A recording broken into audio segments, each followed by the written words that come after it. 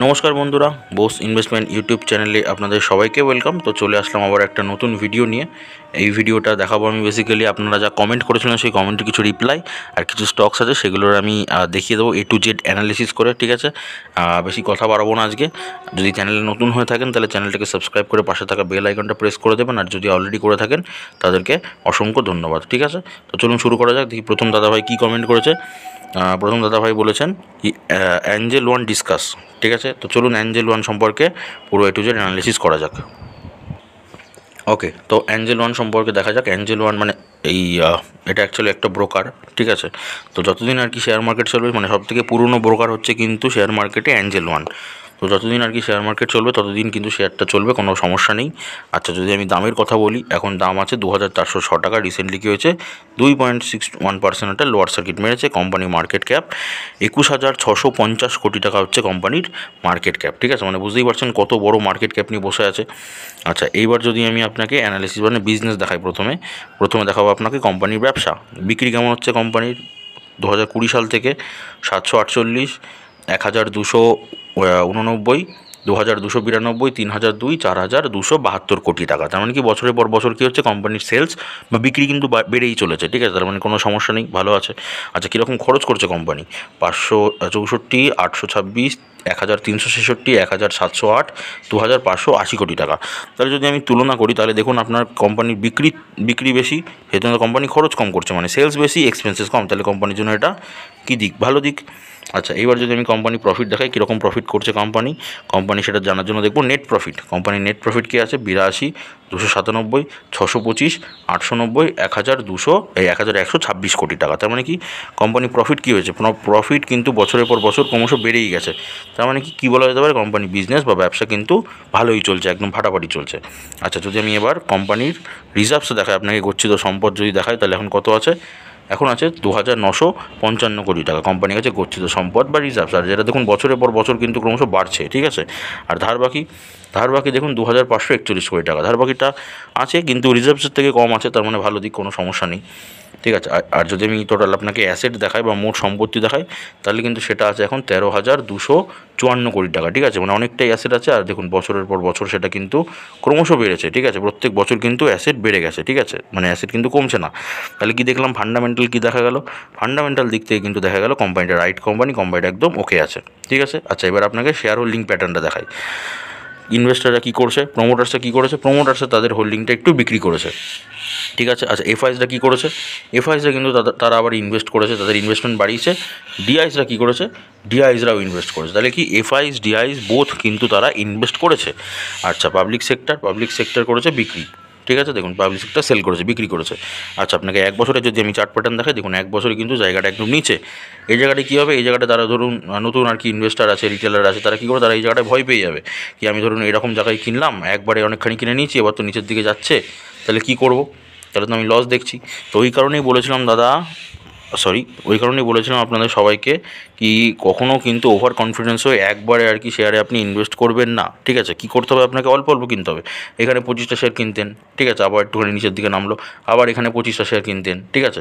তো এই কারণেই বলেছিলাম অল্প অল্প করে শেয়ার কিনতে। শেয়ারটা কিন্তু একদম ওকে শেয়ার। দেখুন নিচে নামলে, দেখুন নিচে নেমেছে, শেয়ারটা কিন্তু আবার ওপরে উঠেছে। এখানে নিচে নেমেছে, শেয়ারটা আবার ওপরে উঠেছে। শেয়ার নিচে নামলে কিন্তু শেয়ার ওপরে উঠবে। অ্যাঞ্জেল ওয়ান খুবই ভালো শেয়ার শর্ট টাইমে কাজ করার জন্য, রিভার্স ফর্মুলার জন্য, ঠিক আছে। তো এখন নিচে আছে, তো ভয় পেয়ে লাভ নেই, ঠিক আছে। আমি যদি আপনাকে 6 মাসের চার্ট প্যাটার্ন দেখাই, দেখুন দাঁড়ান, এই দেখুন 6 মাসের চার্ট প্যাটার্ন যদি দেখাই, দেখুন জায়গাটা একদম নিচে আছে। তো এইখানেই কিন্তু বেসিক্যালি রিটেলার ইনভেস্টর যারা আছে তারা হচ্ছে ভয় পেয়ে যাচ্ছে। কী করব? শেয়ারটা তো নিচে নেমেই যাচ্ছে ক্রমশ। দেখুন নিচে নেমেছে, গিয়ে কী করেছে? ওপরে উঠেছে। এই যে নিচে নেমেছে, আলটিমেটলি কী করেছে? ওপরে উঠেছে। কেন কি রাইট কোম্পানি। এবার এই ওপর নিচ না করলে শেয়ারগুলোতে এফআইএসডি আসলে তো আপনার টাকা মারতে পারবে না, ঠিক আছে। এই কারণেই কিন্তু শেয়ারগুলো নিচের দিকে নামছে। তো ভয় পাবেন না, অ্যাঞ্জেল ওয়ান একদম পারফেক্ট শেয়ার আছে, একদম কোনো টেনশন করবেন না। আপনি যদি একবার এখানে মেরে রাখেন তাহলে তো দাদা আপনার ভুল হয়েছে, ঠিক আছে। আমি বারবার বলি, বোস ইনভেস্টমেন্ট চ্যানেল আপনি তো ভিডিও দেখেন, তাও যদি ভুল করে থাকেন আমি বলে দিচ্ছি, কোনো সমস্যা নেই। আপনি যে কটাই শেয়ার কিনেছেন না কেন, এখন কিন্তু আপনি আবার ট্রেড মারতে পারেন, কোনো সমস্যা নেই। আপনি কিন্তু এখন সেকেন্ড 2 নম্বর ট্রেডটা মারুন, অল্প শেয়ার কিনুন, অল্প অল্প করে শেয়ার কিনুন। আপনি ভয় পাবেন না। শেয়ার মার্কেটে যদি ভয় পান আপনি কিন্তু ছিটকে যাবেন, চাপ নেই। আচ্ছা, আমি এবার রিপোর্ট দেখাচ্ছি আপনাকে।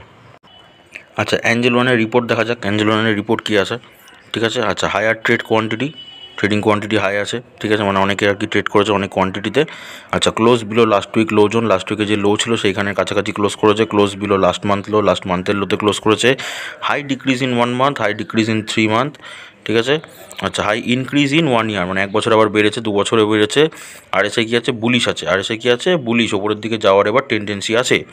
আচ্ছা, সিসিআই কী করেছে, সিসিআই হচ্ছে ওভারসোল্ড। দেখুন ওভারসোল্ড হয়ে গেছে, মানে সব জায়গা থেকে কিন্তু এখন ওপরের দিকে যাওয়ার একটা এখন সুযোগ আছে কিন্তু, ঠিক আছে। ডোজি আর নিয়ার ডোজি আই ক্যান্ডেল বানিয়েছে। বুলিশ হচ্ছে হেরামিকে ক্রস করেছে, ঠিক আছে। হেরামি ক্যান্ডেল যেটা আছে সেটাকে ক্রস করে, যেগুলো টেকনিক্যাল পার্ট, এগুলো আমি অতটা ডেপথ বললাম না, আপনার অতটা বুঝতেও হবে না, কোনো অসুবিধা নেই। তো আমি এবার দেখাচ্ছি আপনাকে এক্সপার্টদের মতামত। এক্সপার্টরা কী বলছে দেখাচ্ছি, তারপরে আমি আমার মতামতটা বলছি আপনাকে। আচ্ছা, তো এক্সপার্টরা অ্যাঞ্জেল ওয়ানের সম্পর্কে আর কি কী করতে বলছে। যদি আমি বাইসেল জোন দেখি, তাহলে এক্সপার্টরা বলছে অ্যাজ এ ন্যাচারাল জোন, মানে আপনি কিনতেও পারেন আবার নাও কিনতে পারেন, আপনার ওপরে। ন্যাচারাল জোনে পি রেশিও কত আছে, 59.24%, ঠিক আছে। আচ্ছা, এবার আমি আমার মতামত বলছি। দেখুন শেয়ারটা কিন্তু এরকম উপর থেকে কিন্তু অনেকটা নিচের দিকে নেমেছে। তো যেহেতু নিচের দিকে নেমেছে, আবার মানে যদি আমি টেকনিক্যাল পার্টে দেখালাম আপনাকে, রিপোর্ট দেখালাম, সেগুলো কিন্তু অলরেডি আপনার ওভারসোল্ড হয়ে আছে। তার মানে কিন্তু এবার পুরো রেডি কিন্তু ওপরের দিকে যাওয়ার জন্য। তো এই জায়গাটা থেকে আপনি ক্যাপচার করতে পারলেন, এইখানটাতে কিনতে পারলেন, কেন কি যদি এই জায়গাটা কেনেন, তারপরে যখন ফিউচারে গিয়ে যখন ওপরের দিকে যাবে, তখন তো আপনি প্রফিট পাবেন, বুঝতে পারলাম। তো ভয় পাবেন না, যিনি আর কি কমেন্ট করেছেন, বা আমি সবার উদ্দেশ্যেই বলছি, ঠিক আছে। যদি আপনি ওপরে হিউজ কোয়ান্টিটি কিনে রেখে দেন, তো এখন একবার সেকেন্ড ট্রেড মেরে দেখুন, অল্প অল্প এমন নিয়ে সেকেন্ড ট্রেড মেরে দেখুন, ঠিক আছে। তো আমি এইটুকু বলতে পারি, আপনি কিন্তু প্রফিট পাবেন, কেন কি শেয়ারটা একদম ফান্ডামেন্টাল, একদম রাইট কোম্পানি, ওকে কোম্পানি আছে, ঠিক আছে, টেনশন নেই। চলুন পরবর্তী কমেন্টটা দেখি। আচ্ছা, তারপরে কমেন্ট কী আছে, হাই দাদা, হ্যালো, নবীন ফ্লোরিন্স ইন্টারন্যাশনাল অ্যানালিসিস করবেন, চলুন দেখা যাক।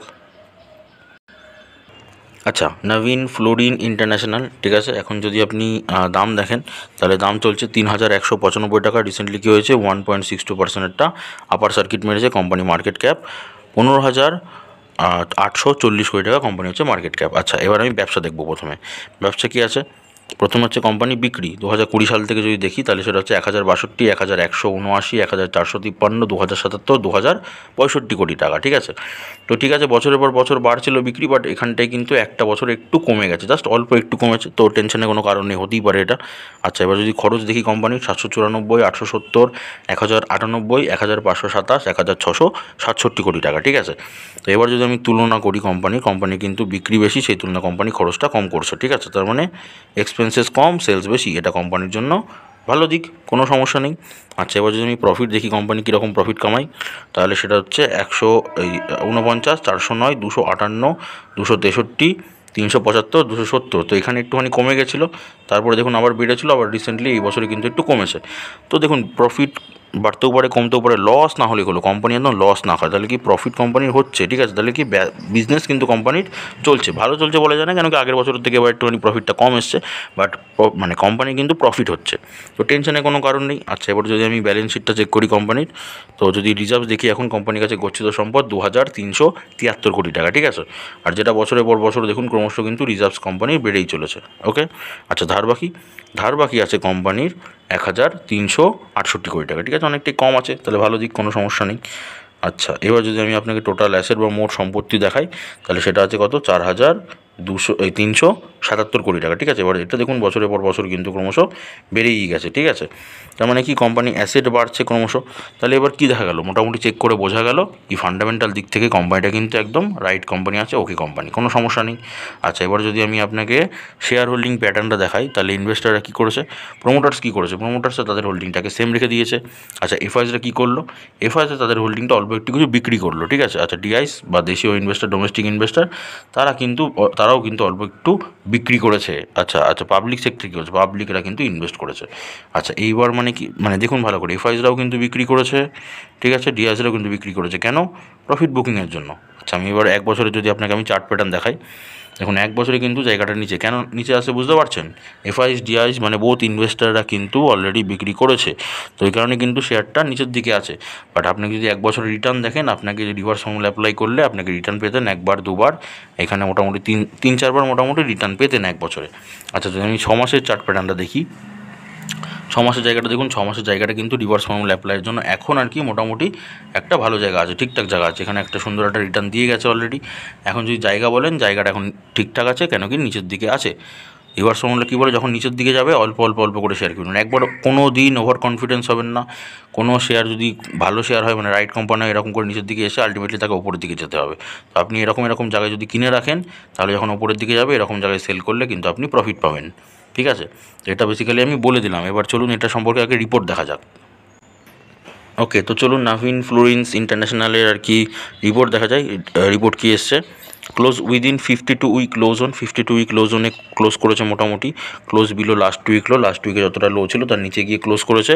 হাই ডিক্রিজ ইন 1 ইয়ার, 1 বছরের নিচে নেমেছে। হাই ইনক্রিজ ইন 5 ইয়ার, 5 বছরের ওপরে গিয়েছে। ঠিক আছে, আচ্ছা 20 SMA crossing 100 SMA from below. 20 SMA কী করেছে, 100 SMA কে নিচ থেকে ওপরের দিকে ক্রস করেছে।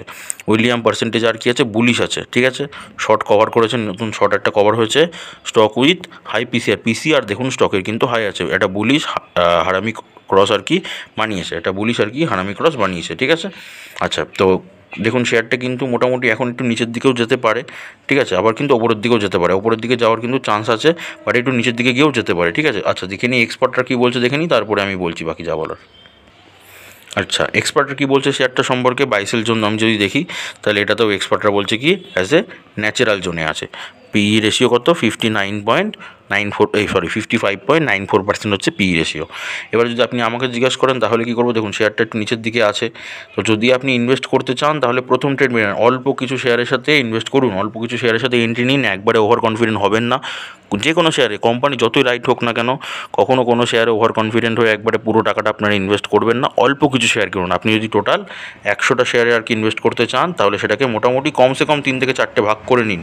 ঠিক আছে, যতগুলো বেরোয়, এখানে বেরোচ্ছে 25টা, তো আপনি মোটামুটি 25টা শেয়ার এখন এন্ট্রি নিন। ঠিক আছে, মানে সুবিধা হবে আপনি, তখন কিন্তু মানে আপনি আরও সেকেন্ড ট্রেড মারতে পারবেন। বাট যখন উপরের দিকে যাবে তখন আপনি কিন্তু প্রফিট পাবেন। ঠিক আছে, তো এই কারণেই বললাম যখন উপরের দিকে যাবে তখন কিনে লাভ নেই, যখন নিচের দিকে নামবে তখনই কিন্তু কিনতে হয়। এটাই বেসিক্যালি কিন্তু এফআইস ডিআইসরা যারা আছে এই সূত্রই কিন্তু ফলো করে, ওই জন্যই আমি এই সূত্রটা আপনাদের কিন্তু শিখিয়েছি। ঠিক আছে, ইউজ করুন, অ্যাপ্লাই করুন। যারা জানেন তারা তো ভালো, যারা জানেন তারা অবশ্যই একটা কমেন্ট করে দেবেন আর একটা লাইক করবেন। ঠিক আছে, তাহলে আমি বুঝতে পারবো যে আপনারা জানেন ফর্মুলাটা। ঠিক আছে, তো আমার মতামতটা আমি জানিয়ে দিলাম। এবার দাদা আপনি যেটা সুবিধা হবে সেটা দেখুন, আমি কখনোই বলি না যে আমার কথাটা পুরো আপনি শুনে আপনি আপনার ইনভেস্টমেন্ট প্ল্যানিং করুন। আমার কথা কেন, আপনি যেখান থেকে শেখেন না কেন বা দেখেন না কেন, ইউটিউবে কারোর কথা শুনেই কিন্তু আপনি করবেন। আপনি নিজে বিবেচনা করবেন, তারপরে যেটা আপনার মোটামুটি সুবিধা মনে হচ্ছে আপনি সেরকমই কিন্তু আপনার ইনভেস্টমেন্ট প্ল্যানিংটা করবেন। ঠিক আছে, বোস ইনভেস্টমেন্ট চায় আপনার মানে প্রত্যেকটা ভারতীয় যাতে আর কি টাকাটা ভালো করে ইনকাম করতে পারে শেয়ার মার্কেট থেকে। কেন কি অনেকে জানে যে শেয়ার মার্কেটটা নেগেটিভ, এইটা অনেকে ভাবে মানে খারাপ একটা জায়গা। ঠিক আছে, ইনকাম হয় না, প্রফিট হয় না, এটা ভুল ধারণা। আপনি সঠিকভাবে কাজ করতে পারলে কিন্তু আপনার ইনকাম হবে। ওকে, তো মানে আমি এটাই বলি সবসময় যে আমার কেন, আপনি নিজের ইনভেস্টমেন্ট প্ল্যান সবসময় করুন। ইনভেস্টমেন্ট প্ল্যান নিজে করে তারপরে কিন্তু সেখানে ইনভেস্ট করুন। ঠিক আছে, তো আমি বোস ইনভেস্টমেন্ট চ্যানেল সবসময় আপনাকে সাপোর্ট করবে বিভিন্ন রকমভাবে। যে কোনো যদি কোনো কনফিউশন থাকে অবশ্যই কমেন্টে গিয়ে কমেন্ট করবেন। চেষ্টা করবো বিভিন্ন রকম আপনার যে কনফিউশনগুলো আছে সেগুলো দূর করা। ঠিক আছে, চলুন দেখিয়ে দিলাম। যেমন আজকে আমি কমেন্টগুলো আর কি কিছু কনফিউশন আছে বা কিছু স্টকস আছে সেগুলো আমি দেখিয়ে দিচ্ছি। এরকমই আপনারাও কমেন্ট করুন, প্রত্যেক দুদিন ছেড়ে ছেড়ে আপনাদের কমেন্টের কিন্তু রিপ্লাই নিয়ে অবশ্যই ভিডিও আসবে। ওকে, তো চলুন নেক্সট কমেন্টটা দেখা যাক কী আসছে কমেন্ট। আচ্ছা, এটা তো হয়ে গেল, দেখিয়ে দিলাম। আচ্ছা, আর উনি কমেন্ট করেছেন, হাই দাদা, নবীন ফ্লোরিন্স ইন্টারন্যাশনাল অ্যানালিসিস করবেন। দাদা করে দিয়েছি, কোনো সমস্যা নেই, আপনি দেখে নিয়েছেন। আচ্ছা, নেক্সট কমেন্ট কী আছে, দাদা সালার ইঞ্জিনিয়ারিং নিয়ে কিছু বলবেন। সালাসার ইঞ্জিনিয়ার। ঠিক আছে, ভালো শেয়ার আছে। ঠিক আছে, চলুন দেখা যাক, আপনাকে দেখিয়ে দিই পুরো। ওকে, তো সালাসার ইঞ্জিনিয়ার সম্পর্কে আমি দেখিয়ে দিচ্ছি। ঠিক আছে, এটা পেনি শেয়ার। এখন দাম যদি আছে তাহলে দেখুন 18 টাকা 80 পয়সা। রিসেন্টলি কী হয়েছে, -2.74%। এটা লোয়ার সার্কিট মেরেছে। কোম্পানি মার্কেট ক্যাপ 3,189 কোটি টাকা কোম্পানি হচ্ছে মার্কেট ক্যাপ। আচ্ছা, যদি আমি ব্যবসা দেখি এবার কোম্পানির প্রথমে 2020 সাল থেকে কোম্পানি বিক্রি দেখব 526, 597, 717, 1005, 1136 কোটি টাকা। তার মানে কি বিক্রি বছরের পর বছরের কোম্পানি হচ্ছে বাড়ছে। খরচ কেমন করছে, 774, 540, 650, 913, 1020 কোটি টাকা। আচ্ছা, যদি আমি তুলনা করি কোম্পানির বিক্রিটা বেশি, খরচটা কম করছে, তার মানে কোম্পানি এটা ভালোই দিক। ঠিক আছে, কোনো সমস্যা নেই। আচ্ছা, যদি আমি এবার প্রফিট দেখাই কোম্পানি কীরকম প্রফিট করে, তাহলে প্রফিট হচ্ছে কোম্পানির 22 কোটি, 30 কোটি, 31 কোটি, 40 কোটি, 51 কোটি। মানে বছরের পর বছর কী হচ্ছে, কোম্পানির প্রফিট বাড়ছে না কমছে, অবশ্যই বাড়ছে। তার মানে কী বলা যেতে পারে, বিজনেস কোম্পানির ব্যবসা কিন্তু ভালোই চলছে, কোনো সমস্যা নেই। আচ্ছা, এবার যদি আমি কোম্পানির রিজার্ভ দেখি, ব্যালেন্স শিটের মধ্যে কোম্পানির কাছে গচ্ছিত সম্পদ আছে কত, 385 কোটি টাকা, আর যেটা বছরের পর বছর ক্রমশ বেড়েছে। ওকে। আচ্ছা, ধার বাকি বা বরোয়িংস এখন আছে হচ্ছে 346 কোটি টাকা, ঠিক আছে, কাছাকাছি আছে, বাট বরোয়িংটা কম আছে, ধার বাকি কম আছে। তো আমি যদি মোট সম্পত্তি দেখি কোম্পানির, টোটাল অ্যাসেট 1027 কোটি টাকা, তার মানে অনেকটাই বেশি। আচ্ছা, এটাও কিন্তু বছরের পর বছর দেখুন ক্রমশ কিন্তু অ্যাসেটটা বেড়ে গেছে। তার মানে কি অ্যাসেট কোম্পানি বেড়েছে, মোট সম্পত্তি বেড়েছে। তখন টোটাল কী দেখা গেল, টোটাল দেখে বোঝা গেল কোম্পানি ফান্ডামেন্টাল দিক থেকে কিন্তু রাইট কোম্পানি আছে, ওকে কোম্পানি। আচ্ছা, এইবার যদি আমি আপনাকে ইনভেস্টারদের কথা বলি, শেয়ার হোল্ডিং প্যাটার্নটা দেখাই। প্রোমোটার্স কী করেছে, প্রোমোটার্সরা কিন্তু বিক্রি করেছে। আচ্ছা, এফআইজরা কী করলো, এফআইজরা হচ্ছে ইনভেস্ট করেছে, হিউজ পরিমাণে ইনভেস্ট করেছে, ঠিক আছে। ডিআইজরা এখনও এন্ট্রি নেয়নি, টিআইজরা, ঠিক আছে। এফআইজরা কিন্তু অনেকটা ইনভেস্টমেন্ট বাড়িয়েছে তাদের। পাবলিক সেক্টর কী করেছে, পাবলিক সেক্টর অল্প কিছু ইনভেস্ট করেছে। আচ্ছা, শেয়ারটা যদি আমি এবার চার্ট প্যাটার্ন দেখাই আপনাকে এক বছরের, দেখুন এক বছরের শেয়ারটা এইরকম একটা টপে গেছিলো, তখন আর কি অনেকের মজা লাগছিলো, চলো এই টপে যাচ্ছে, এবার প্রফিট করছি, মানে এরকম জায়গায় অনেকে গিয়ে কিনেও নিয়েছে, ঠিক আছে। এবার দেখুন এখন নিচের দিকে নামছে, এখন কিন্তু সবার মনে ভয় ধরে গেছে। তো দাদা আমি বলছি কোনো টেনশন করবেন না, এটা যেহেতু পেনি স্টকস, আমি পুরো রিপোর্ট অত কিছু দেখালাম না। পেনি স্টকসে সবসময় আপনাকে প্ল্যান করতে হবে কি, আপনার সবসময় আপনাকে প্ল্যানিং করতে হবে পেনি স্টকসের জন্য কোম্পানি রাইট কিনা, ঠিক আছে।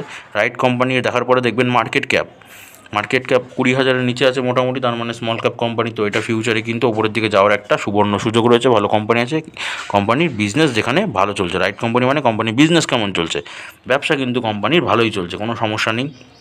তো সেই দিক থেকে দেখতে গেলে লং টার্মের জন্য কিন্তু আপনি একটা সুন্দর ইনভেস্টমেন্ট কিন্তু আপনি প্ল্যানিং করতে পারেন, ঠিক আছে। আচ্ছা, যদি আমি 6 মাসের চার্ট প্যাটার্নটা দেখি, যেমন 6 মাসে কিন্তু একটা লেভেলে চলছে, ঠিক আছে, মানে জাস্ট রিসেন্টলি ওপরের দিকে উঠেছিল, ওপর থেকে কিন্তু এখন নিচে নেমে একটা লেভেলের মধ্যে চলছে, ঠিক আছে। আচ্ছা, যদি আমি এবার 5 বছরের আপনাকে চার্ট প্যাটার্নটা দেখাই, 5 বছরে দেখুন কী করেছে, 5 বছরের শেয়ারটা এই পিক চলে গেছে, হট করে ওই জায়গাটাতেই উপরে চলে গেছে। যখনই উপরে চলে গেছে সবার মজা লেগেছে, এরকম এক জায়গায় খেলছিল, ঠিক আছে। এবার যেই বড় প্লেয়াররা এন্ট্রি নিয়েছে, এবার বড় প্লেয়াররা যখনই এন্ট্রি নিয়েছে তখনই কিন্তু শেয়ারটা উপরের দিকে চলে গেছে।